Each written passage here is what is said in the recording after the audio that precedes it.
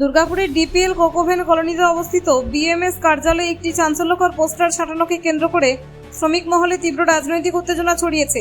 ওই পোস্টারে সংগঠনের বিরুদ্ধে আর্থিক অনিয়ম, সময়মতো রিটার্ন জমা না দেওয়া এবং বেআইনি বিদ্যুৎ সংযোগের মতো একাধিক গুরুতর অভিযোগ তোলা হয়। এমনকি ডিপিএল এর 20 জনে আইএনটিইউসি নেতা উমাপদ দাসের কার্যালয়ে অতীতে আরএসএস এর বৈঠক হয়েছিল বলেও সেখানে দাবি করা হয়েছে। এই ঘটনা প্রসঙ্গে সাসপেন্ড হওয়া বিএমএস নেতা নন্দদুলাল চক্রবর্তী মন্তব্য করতে অস্বীকার করে জানান যে এটি সংগঠনের সাধারণ সম্পাদক নিমাই কর্মকারের বিষয়। অন্যদিকে নিমাই কর্মকার সমস্ত অভিযোগকে পুরোপুরি ভিত্তিহীন বলে উড়িয়ে দিয়েছেন।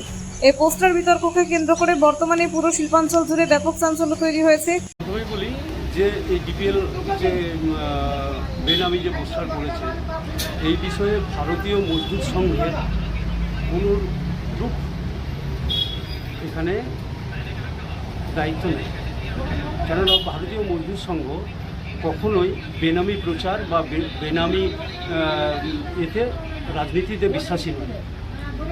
আমরা শ্রমিক স্বার্থে কাজ করি, শ্রমিকের আইনসম্মত আইন মোতাবিক আন্দোলন আমরা গড়ে তুলি এবং তাদের সেই পদ্ধতিতে আমরা অতএব এই পোস্টার বা এই বিষয়ে আমার বক্তব্য বিশেষ কিছু নাই। যারা এই প্রচার করে চলছে তাদের যদি কোনো সঠিক তথ্য থাকে তারা তুলে ধরতে পারে। দেখুন, এইটা কি পোস্টারিং হয়েছে আমিও সেটা দেখেছি, কিন্তু কথা হচ্ছে যে একটা জিনিসই যেটা বলি যে কারণ কথা হচ্ছে আমি এখানে সাসপেন্ড হয়ে আছি। এটাকে হাস্যকৌতুক সাসপেন্ড, কারণ জিএস আমাকে প্রেসিডেন্ট আমি এবং এর আগে আমি ছিলাম। 4-এর পরে 4-এর আগে থেকেই ওরা একটা নতুন কমিটি তৈরি করেছে। সাজানো সেই কমিটির ভিত্তিতে আমাকে সাসপেন্ড করা হয় এবং আমাকে এখানে ভাইস প্রেসিডেন্ট হিসেবে রাখা হয়।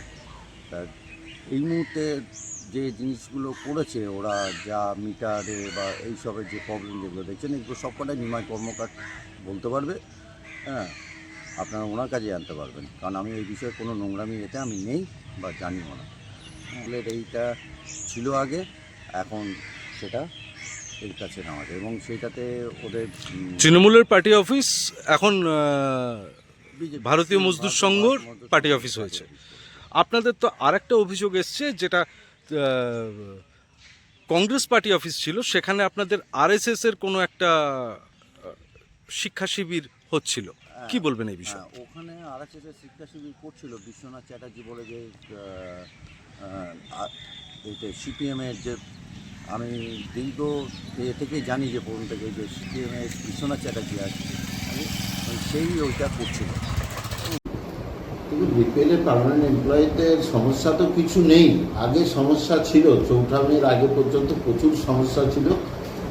আপনারাও জানেন যে প্ল্যান্টে যদি অ্যাক্সিডেন্ট হতো, নেতারা সেই সমস্যার সমাধান করতে করতে পকেট ভরে বাড়ি চলে যেত।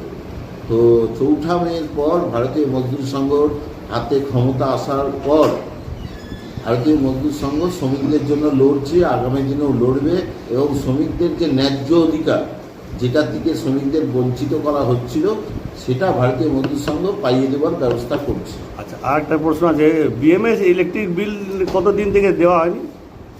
দেখুন, বিএমএস এর তো অফিস পেল 4ঠা মের পরে, এই আপনার এখনো ইনগ্রেশন হয়নি অফিসটা, তো সেখানে কি করে বিল ডিউ থাকতে পারে? অবশ্যই ওই অফিসটা আগে আপনার তৃণমূলের টিটিউসি সংগঠনের আন্ডারে ছিল।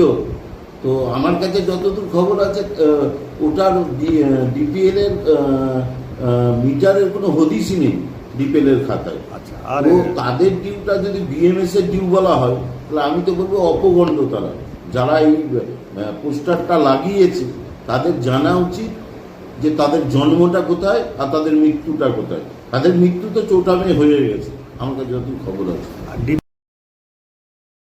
Bureau report, Durgapur news digital.